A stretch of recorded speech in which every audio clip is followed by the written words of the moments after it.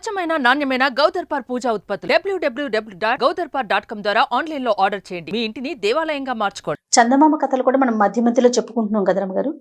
ఈ రోజు ఇంకొకటి చెప్తారా? చెప్తా. చందమామ కథ చిన్నప్పుడే నూరిగల రాజు అని ఒక కథ చెప్పుకునేవాళ్ళం.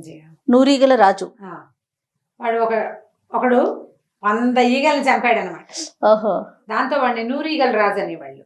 100 నేను 100 చంపా అని వాడు చెప్పేసరికల్లా 100 ఏవో అనుకుని జనాలు వాడిని గ్రేట్ చేశారనమాట. ఈ నూరిగల రాజు కథ మర్చిపోయి పేరు మాత్రమే గుర్తుంది. కాస్త ఇంచుమించుగా అలాంటి కథ ఒకటి చెప్తాను. ఓ పల్లెటూరులో నర్సయ్య అని ఒకడు ఉండేవాడు. ఏంటంటే కుమ్మరి, కుండలు చేసేవాడు అనమాట. కానీ బాగా తాగేసి తిరుగుతూ ఉండేవాడు, కళ్ళు తాగేసేవాడు. ఏమంత బుద్ధిమంతుడేం కాదు. కొంచెం తాగుపోతాను అలవాటు ఉంటే కాస్త మంచి ఆర్ట్ ఉన్న చేతిలో అది పోతుంది, అవును, ఇది మిగులుతుంది.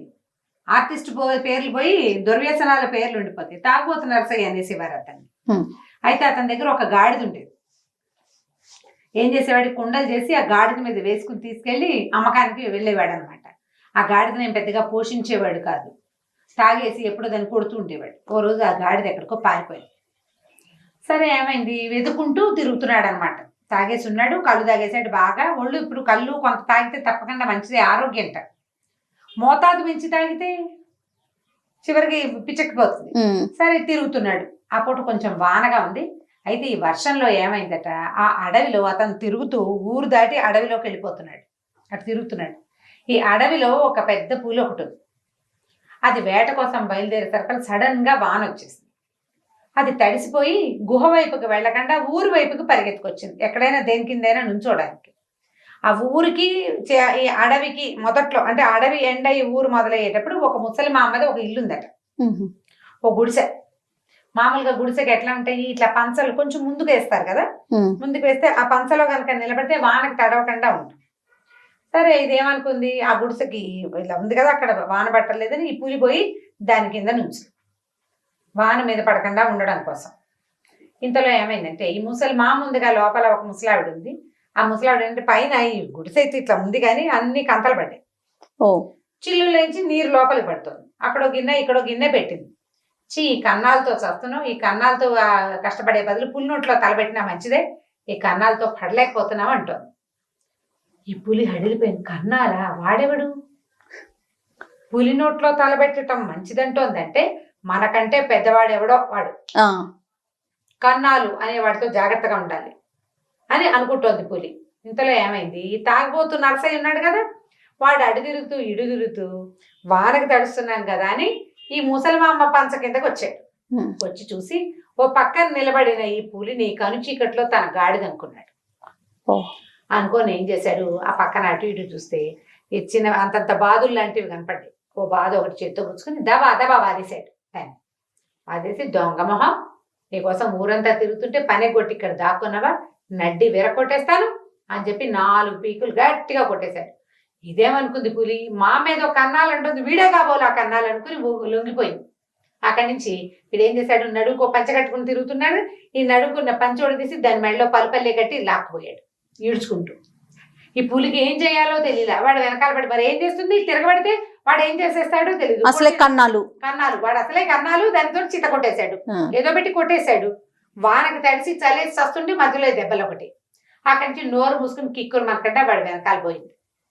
వీడు ఏం చేశాడు, లుంగి వేసి కట్టేశాడు కదా, ఈ లుంగి పంచతోటి ఏం చేశాడు, తన వాకిట్లో గుంజ కట్టేసి లోపల పోయి పడుకున్నాడు. వాన బాగా తడిసాడు, తడిపాటి పంచ విప్పేశాడు, వేరే గుడ్డ ఏదో కప్పుకున్నాడు, పడుకుని నిద్రపోయాడు. తెల్లారేసరికల్లా ఏమైంది, వాకిట్లో పులి దీనంగా కూర్చున్నది, మెడ కట్టేసిన తాడుతోటి. ఊళ్ళో వాళ్ళంతా తెల్లబోయారు. ఇదేమిట్రా, పులిని తెచ్చి కట్టేశాడు, తాగుబోతు నర్సయ్య, మామూలు నర్సయ్య అనుకున్నాము, వీడు పులి నర్సయ్యగా ఉన్నాడే, అబ్బో అని అందరు చప్పట్లు కొట్టారు, విజిల్స్ వేశారు. పులి బిక్క చచ్చిపోయి ఒక కన్నాలతోనే చూస్తుంటే ఇంతమంది కన్నాలు వచ్చారనుకుని అది భయపడిపోయింది. లోపల నుంచి బయటకు వచ్చి చూసుకున్నాడు, ఓహో రాత్రి గాడిదని తెచ్చాను, ఇదిగా బోలు అని అనుకున్నాడు. అక్కడి నుంచి జనాలంతా విజిల్స్ వేసి చప్పట్లు కొట్టేసరికి ఓహో పర్వాలేదు మన సంగతి అని కొంచెం గ్రాండ్ గా మొహం పెట్టి, ఇదేమిటి ఇలాంటి పులుని నేను చాలా వాటిని చేసేసాను అన్నాడు. అక్కడి నుంచి ఆ ఊరి గ్రామాధికారి పై ఊరికి కబురు చేసి, పులిని పట్టేశాడు మావాడు, దీన్ని స్వాధీనం చేసుకోండి అని కబురు చేశాడు. కబురు చేశారు కల్లా రాజభట్లు వచ్చి ఈ పులిని పట్టుకుపోయారు. ఆ పులి ఇంకేం చేస్తుంది, బిక్క తెచ్చిపోయి వెళ్ళిపోయింది. వాళ్ళ వెనకాల ఓ బోన్ పట్టుకొచ్చి బోన్లో పెట్టించి తీసుకుపోయారు. రాజుగారి దగ్గర ఉంచుకుంటారు అంతే, కదా, ఆ, వన్యమృగాల రక్షణ ఏదో ఉంటుంది, అక్కడ పడేస్తారు దాన్ని తీసుకుపోయి. అక్కడి నుంచి అందరూ ఏదో అసలు ఆ పులిని కట్టేసిన వాడు ఎవడో చూద్దామని చూస్తే వీడు చూస్తే మామూలుగానే ఉన్నాడు, కానీ వీరాది వీరుడు ఫోజు ఒకటి ఇస్తున్నాడు. సరే జనాలంతా ఓహో అన్నారు, వచ్చిన సైనికులు సూపర్ అన్నారు. వాళ్ళు వెళ్ళి అందరికి బెరవాడు ఎంత సింపుల్ గా ఉన్నాడో, పులిని ఎడం చేత్తో లాక్కొచ్చేసాడు అని ఊరంతా పెద్ద గోవాలుగా చెప్పుకున్నారు. పక్క ఊళ్ళో కూడా, ఆ పక్క ఊరు ఏమిటంటే ఒక పెద్ద రాజ్యం, ఆ రాజ్యంలోనే ఆ పరగణాల్లోనే ఉంది ఈ ఊరు కూడా, వీళ్ళ ఊరు కూడా. ఆ రాజ్యంలో రాజుగారి తాలూకు మంత్రి గారు, సైన్యాధిపతి అందరికీ సైనికులు పోయి చెప్పారు, పులిని ఒకడు అడవిలో నుంచి తీసుకొచ్చి వాకిట్లో కట్టేశాడు వీరాధి వీరుడు నరసయ్య అని చెప్పుకున్నారు. తాగుబోతు నరసయ్య, కుమ్మరి నరసయ్య రెండు పోయి వీరాధి వీరుడు నరసయ్య అయిపోయాడు అనమాట వీడు. అక్కడి నుంచి ఏమైంది, ఈ రాజుగారి మీదకి దండెత్తారు ఏవో శత్రు సైనికులు దండెత్తారు. ఒక సైన్యం వచ్చింది వీళ్ళ మీదకి. మంత్రి గారు రాజుగారు కలిసి డిస్కస్ చేసుకున్నాక అప్పుడు మంత్రి అన్నాడు, మనకి యుద్ధాలు పెద్దగా అలవాట్లేదండి, కానీ మన పక్కన ఊళ్ళల్లో పల్లెటూరులో వీరాధి వీరుడు నరసయ్య అని ఒకడున్నాడు, వాడు పులిని ఎడం చేత్తో తెచ్చి కట్టేశాడండి, వాడిని పిలుచుకొస్తా, వాడిని వీళ్ళ మీద యుద్ధానికి పెడదాం. మన సైన్యాధిపతి ఓపిక లేదు, వాడికి ఒంట్లో కూడా బాగుండలేదు, ఆయన్నే తెచ్చి సైన్యాధిపతిని చేసేద్దాం, వీరాధి వీరుణ్ణే సైన్యాధిపతిని చేసేద్దాం, ఆయన వచ్చి ఈ సైన్యాలని ఎట్లా లొంగదీయాలో చెప్తాడు మనకు ప్లాన్ అన్నాడు. అంతేగాని పల్లెటూరు వాడెవడో మనకు చెప్పేది ఏమిటి అనుకోవాలి. మంత్రి గారు పోయి మంది మార్పలంతో నరసయ్య గారింటికి వెళ్ళారు. రండి రాజుగారు రమ్మంటున్నారన్నారు. అనేసరికి ఏం చేస్తాడు, ఇంకా పోనీలే రాజుగారి దగ్గర ఉండటం నేనేం చేస్తాను అని అనుకున్నాడు. కానీ వాళ్ళు తెచ్చిన గుర్రాలు, బోళ్ళని సామాన్లు, లడ్డూలు గిడ్డలు, బాగా స్వీట్లు ఊళ్ళో అందరికీ పంచిపెట్టారు. ఊళ్ళో వాళ్ళందరినీ జయ్యన్నారు, ఈ ఊరే చాలా గొప్పదన్నారు, ఈ ఊళ్ళో ఉన్న ఏరు నీళ్ళ వల్లే నరసయ్య గారికి ఇంత బలం వచ్చిందన్నారు, బోల్డ్ అన్నారు. ఇన్ని రకాలన్నాక ఎందుకు ఊరుకుంటారు, సరే తీసుకుపోయారు. తీసుకెళ్ళిన తర్వాత రాజుగారు అన్నాడు, శభాష్ చాలా బాగున్నావు, నువ్వే సర్వసైన్యాధిపతివి అనగానే హెడిల్ చచ్చాడు వీడు. ఏదో పిలిచి ఇంకో రెండు పక్కలు పెడతారేమో అనుకుంటే తీసిపోయి నన్ను సైన్యాధిపతిని చేస్తే నేనేం చేస్తాను, వాడికి అర్థం కాలేదు. ఏమన్నాడు రాజుగారు, శత్రు సైన్యం మన మీద దండెత్తింది, మీరు వాళ్ళ సంగతి చూడాలి, ఇవాళ నుంచి మీరు రెడీ, ఆ పనిలో ఉండండి, ఆ పనిలో ఉండటమే ఇక డ్యూటీకి రెడీ అయిపోండి, రేపొద్దునే యుద్ధానికి మనం శంఖారామం పూరిద్దాము, మీరంతా సైన్యంతో కలిసి వెళ్ళి వాళ్ళని మట్టి పెట్టాలి, పులిని లొంగ తీసిన వాళ్ళకి మనుషులు ఒక లెక్క ఆఫ్టర్ ఆల్ అన్నాడు రాజు. వీటికి భయం వేసేసింది నరసయ్యకి. కర్మగాలి, ఆ పులిని తెచ్చి వాకిట్లో కట్టేశాను, నేను ఇలా దొరికిపోయాను ఏమిట్రా దేవుడా, ఎలాగైనా వెళ్ళిపోవాలనుకున్నాడు. రాత్రిపూట ఏం చేశాడు, అటు ఇటు చూసి మెల్లిగా తనకిచ్చిన భవనంలో నుంచి బయటకు వచ్చాడు. సైనికులంతా ఎవరి దారిని వాళ్ళు ఉన్నారు. ఆ పక్కనే ఒక గుర్రాల శాల ఉంది. ఇక్కడి నుంచి పారిపోవాలంటే నడిచెళ్తే పట్టేస్తారు, తెల్లారేసరికి ఊరు చేరడు. ఓ గుర్రం ఎక్కి వెళ్ళిపోదాం అనుకున్నాడు. ఎందుకంటే మధ్యాహ్నం ఇక్కడికి వచ్చింది, ఎట్లా గుర్రం ఎక్కించి తీసుకొచ్చారు. ఓ గుర్రం ఎక్కేసి వెళ్ళిపోదామని ఏం చేశాడు, గుర్రాల శాలలోకి పోయాడు.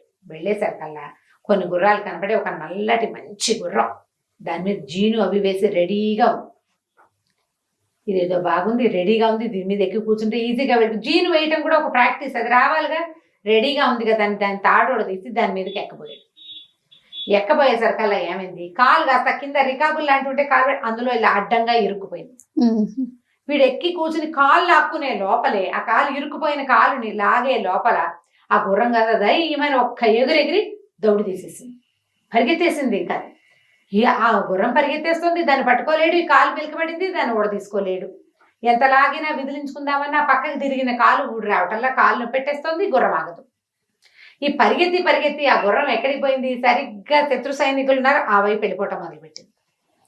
అది శత్రురాజు గారి గుర్రమే, అది దొరికితే వీళ్ళు తెచ్చి కట్టేశారు. అది అలవాటైన ప్లేస్ కి తను ఎక్కడి నుంచి వచ్చిందో అక్కడికి వెళ్ళిపోతాం. ఇంతలో ఏమైంది, వీడేమనుకున్నాడు, అయ్యో బాబో ఇదేమిటో స్కందావారం కనపడుతుంది, అక్కడికి తీసుకుపోతుంది, దొంగమొహంది ఇది, ఎలాగైనా తప్పించుకుందామని ఏం చేశాడంటే, ఈ వెళ్తూ ఉంటే ఒక జామ చెట్టు కనపడుతుంది, నిండా కాయలు అవి ఉన్నాయి, చటుక్కుని దాన్ని పట్టుకున్నాడు. వీడేమనుకున్నాడు, నేను జామ చెట్టు మీద ఉండిపోతాను, గుర్రం వెళ్ళిపోతుంది, కాలు అదే ఊడొస్తుంది అనుకున్నాడు. కాలు ఊడి రాలేదు సరి కదా, జామ చెట్టు ఊడొచ్చింది. జామ చెట్టుతో సహా వెళ్ళి వీడు ఆ స్కందావరంలో పడ్డాడు. పెద్ద జామ చెట్టును ఈడ్చుకొస్తూ ఒక నల్ల గుర్రం పరిగెత్తుకొస్తూ దాని మీద ఒక మనిషి ఉండేసరికల్లా సైనికులంతా గగ్గోలు ఎత్తిపోయారు. ఏదో చెట్టు ఊడి ఎలా వచ్చేస్తుంది మొదల్లో నుంచి, వీడెవడో మాయమంత్రగాడు మాయల మరాఠీ వచ్చేస్తున్నాడని సైనికులంతా పరిగెత్తేశారు, పిచ్చి వెర్రి ఎత్తినట్టు. పైగా ఈ వస్తున్న రూపం ఎలా కనపడుతుంది, చీకట్లో ఒక జీంబుర విభూతం లాంటిది ఏదో మీదకి వస్తున్నట్టు. వాళ్ళ దగ్గర ఒక 4-5 ఏనుగులు ఉన్నాయి, కంగారు పడి కంగాళిగా అటు పరిగెత్తి ఇటు పరిగెత్తి దొరికిన వాళ్ళు దొరికినట్టు తొక్కేసినాయి, విసిరేసినాయి. భయపడితే ఏనుగులు చాలా కష్టం వాటిని కంట్రోల్ చేయలేరు. అక్కడి నుంచి ఈ రాజుగారు ఉన్నాడు, ఆ సైన్యపు రాజుగారు, ఆయనకు ఒక డేరా వేశారు. ఈ ఏనుగులు పోయి ఆ డేరా మీద పడ్డాయి. ఓ రాజుగారు బతుకు జీవుడా అని ఆయన పారిపోయాడు. అందరూ పోయారు, జనాలు ఎవరు లేరు. స్కందావారం మాత్రం మిగిలింది. ఏనుగులు కసాబిసా కొంతమందిని తొక్కేసి అక్కడికి వెళ్ళాక శాంతించింది గుర్రం. అయితే ఏమైంది, ఈ గుర్రం పరిగెత్తుకొచ్చి చెట్టు వచ్చాక చెట్టుకి కొంచెం వెనకగానే ఈ రాజ్యం ఏ రాజ్యంలో మన నరసయ్య గారు విడిది చేశాడో అంటే సైన్యాధిపతి అయ్యాడో వాళ్ళవి కొన్ని గుడారాలు ఉన్నాయి. వాళ్ళు గుర్రం పరిగెత్తుకొస్తుంది, గుర్రం మీద ఉన్నవాడు కొత్తగా సైన్యాధ్యక్షుడు అయిన వాడని అర్థం చేసుకుని ఏదో రాత్రిపూట వేటకి ఈయన ఏర్పరిచాడంటే, వేటకి ఏమనాలి దాన్ని, వేటను దాడికి ఏర్పాటు చేసి సర్వసైన్యాధిపతి ఇలా వచ్చేస్తున్నాడని భావించి ఆయన వెనకాల గుర్రాలు వేసుకుని వచ్చేసారు వాళ్ళంతా ఈ నరసయ్య వెనకాల. ఎప్పుడైతే ఈ స్కందావారం అంతా గోలగోలగా అయిపోయి ఎవరి దారి వాళ్ళు పరిగెత్తేసి కసాబిసమని అయిపోయింది కదా అంతా, పరిగెత్తేసరికల్లా వాళ్ళకి తెలిసింది ఈ పారిపోతున్న రాజుగారిని పట్టేశారు. శత్రురాజు పట్టేసుకున్నారు. వాళ్ళు పట్టుకుని గుర్రం మీద ఎక్కించుకుని లాక్కొచ్చేసారు వెనక్కి. మిగిలిన సైన్యం అంతా ఎటుపక్క దడిపక్క వెళ్ళిపోయింది. రాజుగారేమో దొరికాడు. ఇంకేముంది, నరసన్న గారికి జై అన్నారు. అక్కడి నరసయ్య గారిని కూడా వెనక్కి పదండి. అప్పటికి కాలు ఊడొచ్చింది. ఆయన ఇంక అప్పుడు ఏం చెప్తాడు, ఇక్కడ కథ అంతా వేరేగా ఉంది కదా, పదండి మీరు చాలా అలసిపోయారు అని చెప్పేసి మీరు రథం ఎక్కండి ఓ రథం ఎక్కించారు. అమ్మయ్య బతుకు జీవుడాన్ని అందులో కూర్చుని మొత్తానికి రాజ్యానికి చేరాడు. శత్రురాజు కూడా దొరికేశాడు. అందరూ శభాష్ ఓహో అన్నారు. ఏదో ఇలా జరిగింది అంతే. అక్కడి నుంచి శత్రురాజుని పట్టుకున్నారుగా, ఆయన కొంచెం కోర్ట్ మార్షల్ లాంటిది చేశారు. ఆ తర్వాత ఏమో ఆయన వదిలిపెట్టేసి మళ్ళీ వెనక్కి పంపించి ఆయన రాజ్యాన్ని కూడా వీళ్ళే స్వాధీనం చేసేసుకున్నారు. 2 రాజ్యాలు స్వాధీనం అయిపోతుంటే, అంటే తమది కాకుండా ఇంకొకటి వచ్చింది కదా, ఈయన సర్వసైన్యాధ్యక్షుడు కాదు, 2వ రాజ్యానికి రాజు నరసయ్య గారినే చేద్దామని అనుకుని ఈ నరసయ్య గారిని చక్కగా అలంకరించి 2వ రాజ్యానికి రాజప్రతినిధిగా అక్కడ కూర్చోబెట్టారు. ఆయన తాగేసిన కళ్ళు వల్ల ఇవన్నీ కుదిరినాయి అనమాట. సరే చక్కగా రాజు అయిపోయాడు. తర్వాత నరసయ్య బుద్ధి తెచ్చుకుని, ఓహో మనం సరిగ్గా ఉంటే ఇంకా ఎన్నో దొరుకుతాయి మనకి, ఎలాగూ ఈ పేరు వచ్చేసింది, రాకుండా ఆ పేరుకి చెడ్డ పేరు రాకుండా నిలబెట్టుకుందామని భావించి తాగుడు గీగుడు మానేసి బుద్ధిమంతుడిగా కాస్త కత్తి కటారు తిప్పడం నేర్చుకుని 4 పెద్దవాళ్ళతో కూర్చోవటం నుంచోవటం నేర్చుకుని రాజ్యాన్ని చక్కగా పరిపాలించాడు. కథ కంచికి మనం ఇంటికి. ఓకే, కానీ అసలు 100 ఈగల కథ అంటే దానికి ఎలా రమ్మగారు సంబంధం ఏముంది? అది కూడా ఇలాగే ఆ 100 ఈగల అలాంటి కథ లాంటిదేనంటారా? 100 ఈగల రాజు కూడా ఇలాంటిదే కథ. నాకు ఆ మిగిలినవన్నీ జ్ఞాపకం లేవు, కానీ ఇది అది ఒకటే. చివరికి వాడు రాజు అవుతాడనమాట 100 ఈగల రాజు. ఓకే, ఈ నరసయ్య గారు కూడా అలాగే రాజు అయిపోయాడు. చందమామ కదే. ఓకే, బాగుంది రమ్మగారు.